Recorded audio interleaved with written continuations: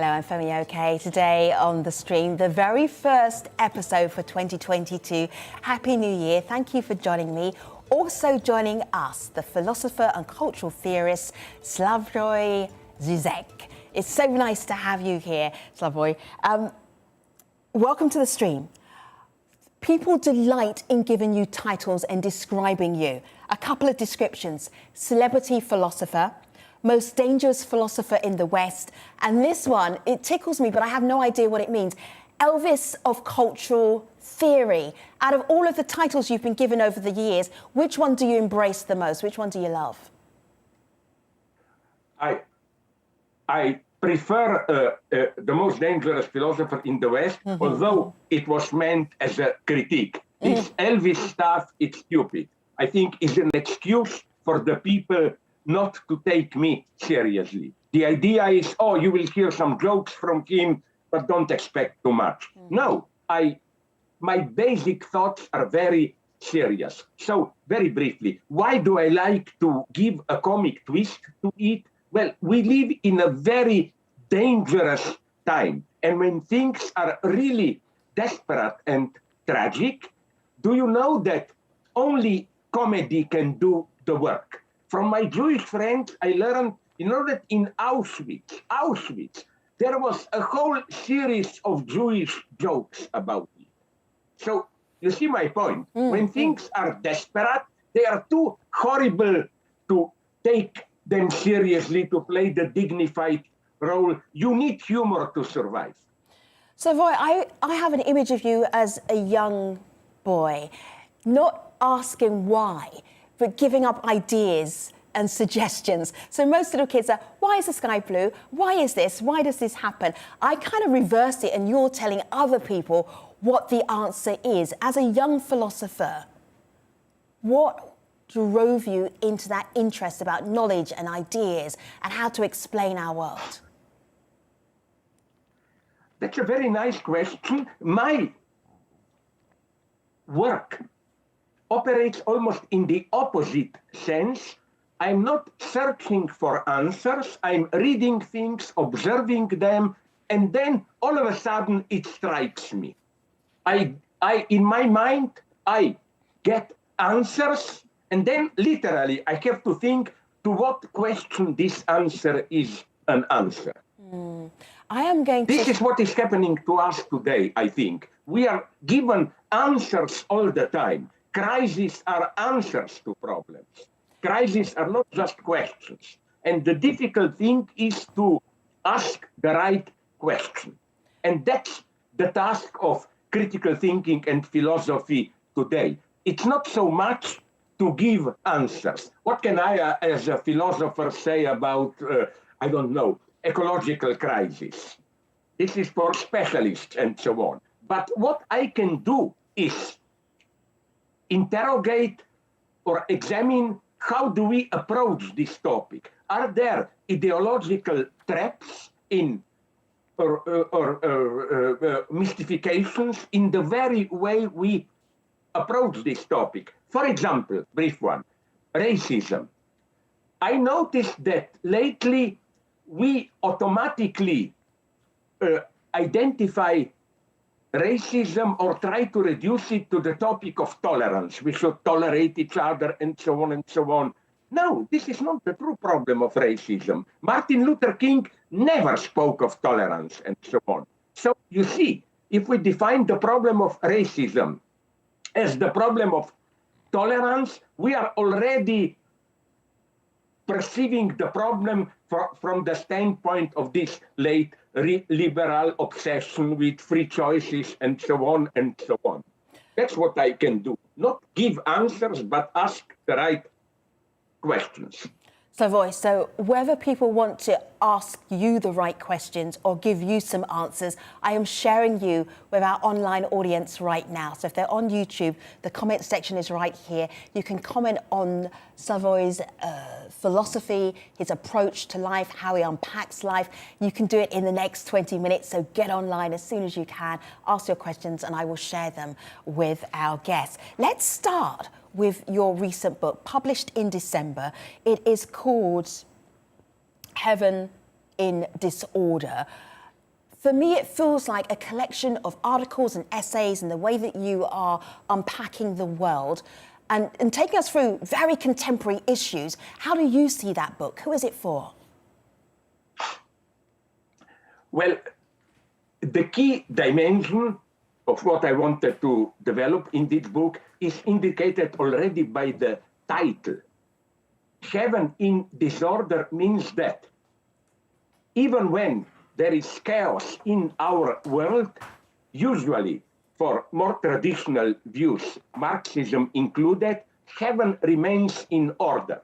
Heaven, I don't mean it in a theological sense, I mean it more in a simple sense of a general worldview. Like even when there is a crisis, Marxists claim that we know where history is moving towards a brighter future. We just have to act according to history and so on, to higher historical laws and so on. But I think that today the mess is much more dangerous. Heaven itself is in disorder, in the sense that we are lacking more and more, how should I call it, general orientation. There is less and less space of shared communications. We no longer share values, customs, attitudes, and so on and so on. And this is important, I think, especially in a society which perceives itself as democratic. Democracy is not just about differences. Democracy also means that we should all agree upon certain basic values, principles, and so on, which allow us to coexist within the same space. What is happening now, not only in Europe, but especially in the United States, is that heaven is in disorder, in the sense of we have now Trump-oriented Republicans. They are more and more talking a different language with regard to democratic majority and so on and so on. There is no dialogue here. Mm-hmm. And I think this is not just something that happens in the developed West. It is more and more happening everywhere. That more and more our, what is falling apart? All right, I will give you a very brief answer. Don't be afraid. Okay, I'm not afraid.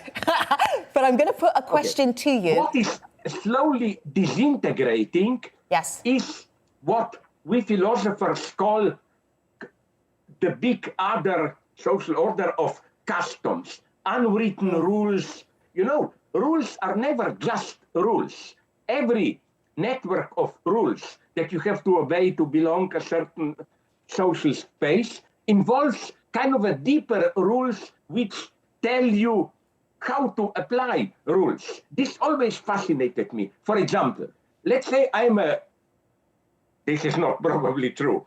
I'm richer than you, I invite you to dinner. Probably is true. We know in advance that I will pay. Yes. But when the bill arrives, you are expected to say, no, I will pay, or let's share it, and so on and so on. But it's clear that it's just an empty gesture. At the end, I will pay. All right. And this is how politics works. Often you make an offer which is meant to be rejected. Or you solicit something, but it's just an empty form. Slavoj, take a pause for a moment. Empty talk. All right, take a pause. Yes? Take a pause for a moment, because earlier we spoke to Hussein, who has read Heaven in Disorder. He has been following your work for the last decade, and he has a question for you. Listen to the video and then immediately answer Hussein. Here he is. Heaven in Disorder should be a call for action, I believe, for the day after tomorrow, as he himself would like all of us to think after big protests and movements. Zizek writes in the third essay, Troubles in Our Paradise, about the Leninist task which lies ahead, about transforming big protests and a movement and growing dissatisfaction into a coordinated movement. So my question would be to Slower, are we already not living in societies of permanent state of exception, chaos, emergencies, and civil unrest? And have we not normalized it permanently to live under these disturbing shadows? I hope it's not a new normal for us. It's a very good, appropriate question. Yes, we are already living in a permanent state of exception. I don't think the pandemic in this regard was something really new. But I think that the system already found a way to react to it. We get calls for action, which are in themselves not meant to be taken seriously. Like, I hope many of us saw the movie Don't Look Up. It's, I think, a very good movie because it shows how even those people who think, look up, protest, and so on, it's an empty spectacle. They know somehow nothing will really change. I think the same can be said about the Glasgow meeting a couple of months ago COP26. How to fight global warming. Sure. These were all empty phrases. All this spectacle was here to mask the fact that we are not yet ready really to do something. Slavoj, I have in a crazy era. I have so many questions for you. We're not yet ready to do something. We talk about it, but we're not doing the action. This is from... No, it's even more paradoxical. Really? Go ahead. We talk about it precisely in order not to do it. Okay, all right. So this is Alex Smith. He wants to know what you think about the events. We're at the anniversary of January the 6th, the insurrection in the United States. And I want to add on to that the state of US democracy, and also, as a global power, how we should navigate the US going forward. So starting with the insurrection, and we're basically talking about US policy. It's easy to condemn the so-called resurrection, whatever, attack on Capitol as a populist uprising, and so on. I think, and to criticize it as a right-wing coup, I think, of course I condemn it, but we should never forget that the entire right-wing populist movement, Trump counter-revolution, however you call it, is a reply, a reaction to the failure of the liberal democratic mainstream. To give you my general point, what is going on for almost a decade is that we have, even in developed countries, a new type of protests. Till 10, 15 years ago, protests were mostly, let's say, calls for catch-up revolution. Like people interpret what is going on in Belarus, in Russia. They want to become like the developed West. Now we have a new wave of protests which express dissatisfaction with the very developed liberal democratic system. Look at Podemos in Spain, Yellow Vests in France, and so on and so on. This is a negative energy of protest, which cannot be translated into the existing political forms of multi-party democracy. And that's a very dangerous phenomenon. So democracy, if it is to survive, will have to be reinvented. Democracy that we have today cannot, it's not that it's oppressive, it's that it simply cannot integrate, give voice to this new discontent that is appearing among the broad public. Slavoj, a question here on YouTube from Josephine Jennifer, who's currently watching you right now. She asks, what is your definition of the Great Reset in the society and global economy? Are we as a community ready for a Great Reset? Well, it's a nice question, but my qualification would have been that, you know, what we usually call the Great Reset, the formula proposed by some top democratic politicians and big corporate persons and so on, is already happening. What fascinates me is that some stupid leftists still attack neoliberalism. No, sorry. What we are witnessing today is new forms of capitalism, which makes today's capitalism so different from old liberal capitalism that it no longer even should be called maybe capitalism. Some people even talk about techno or corporate neo-feudalism. The big figures today, like Elon Musk, Bill Gates, Jeff Bezos, and so on, they are much closer to a new form of feudal masters, which control an entire territory and to whom we are paying a kind of a rent, than to old-fashioned capitalists. This is the problem for me, that it's not just great reset in the sense of society we live in now cannot go on, we have to change it radically. The problem is that this change is already happening. New forms of social control and so on and so on. And it's moving in a direction which I find pretty scary. That's why I'm critical towards the United States also. Because in countries like China, towards which I'm of course radically critical, you at least know you live in an authoritarian controlled society. But in countries like United States and some other developed Western countries, you still think you are somehow free. And as I always repeat, the most dangerous form of unfreedom is the unfreedom where you still experience yourself as free. You are not even aware how tightly controlled, manipulated you are. That's what's happening today. So the true reset would have been something for me. Now I come to this damned word that I provocatively use, communism, would be what I call new communism. Forget about 20th century and so on and so on.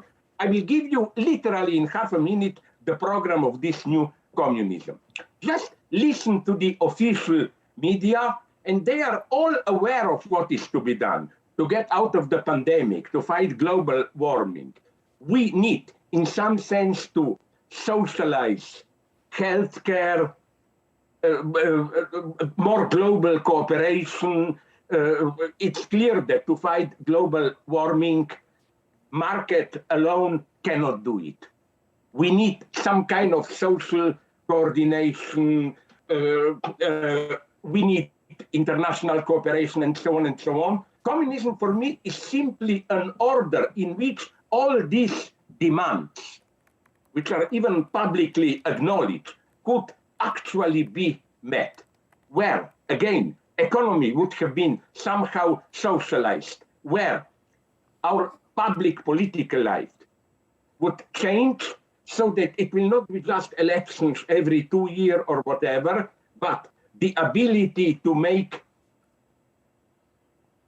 long-term plans or projects. We need now to really fight global warming.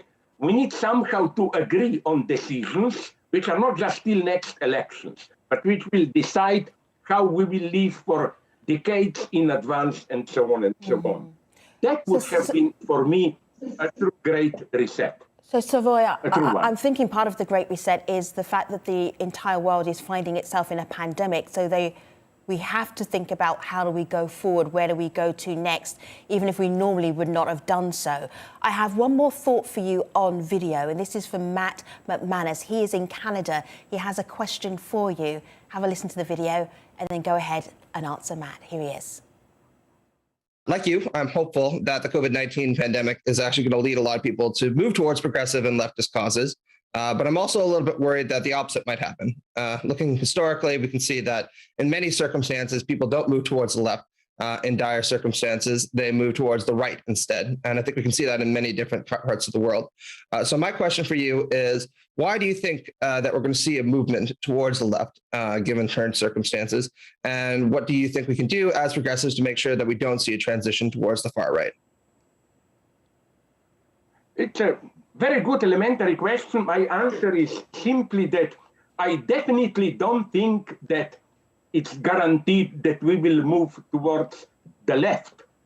What is happening now, all the regressions that you mention, are simply reactions of the big capital corporations, those in power and so on, to the crisis which is coming. They, as it were, act in advance to prevent the leftist turn. I like to quote here one of my favorite theoreticians, Walter Benjamin, who said that every fascism is a sign of a failed revolution.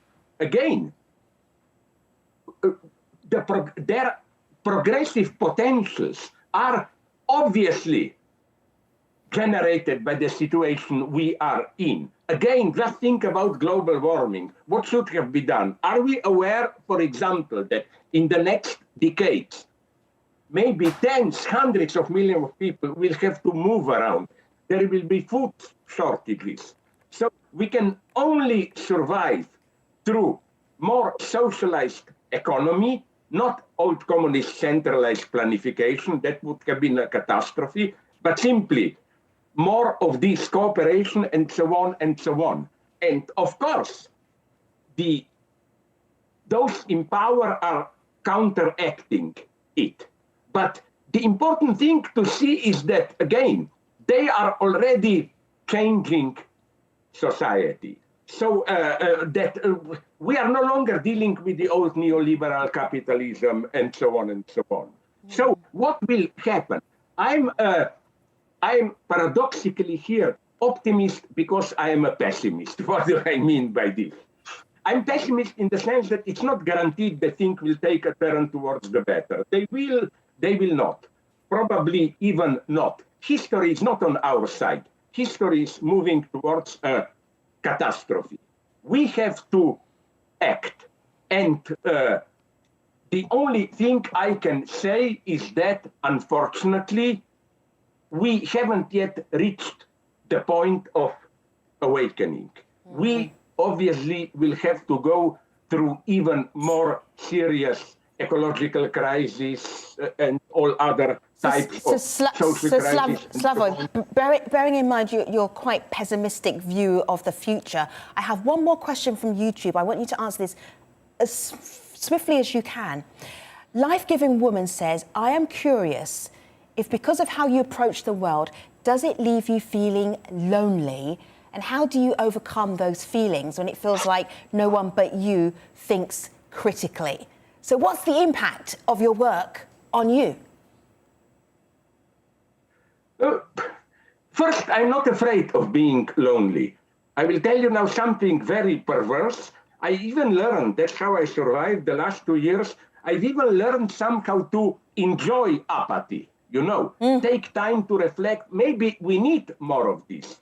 Marx said in his famous thesis 11, philosophers have interpreted the world too much, now we have to change it. Maybe in the 20th century we tried to change the world too much, now we have to interpret it more. Don't be afraid of apparently unproductive thinking.